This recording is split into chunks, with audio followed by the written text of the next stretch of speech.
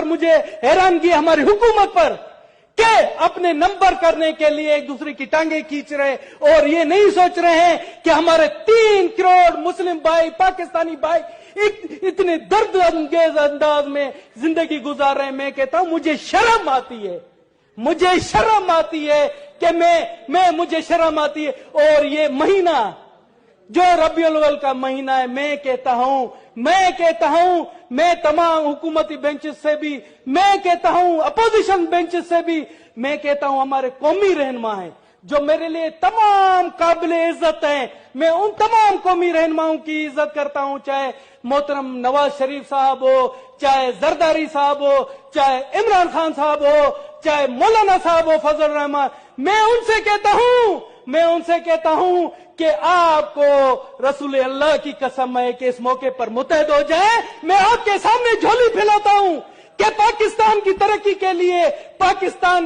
के लिए आप मुत्तहद हो जाएं और ये एक दूसरे से ये सियासतबाजी छोड़ दें ताकि हमारी आवाम को सुकून में असर रह सके। ये आपका मुल्क इस्लाम के नाम पर बना है।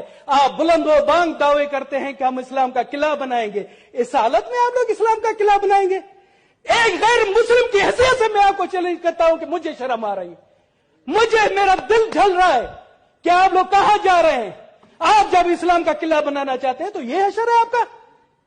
आपने देखा है जनाब आला, मुझे सख्त अफसोस है, मैं जब जाता हूं मेरे बलोचिस्तान के हवाले से मैं अभी आपसे बात करूंगा कि सैलाब में वहां पर तड़प रहे हैं और जहां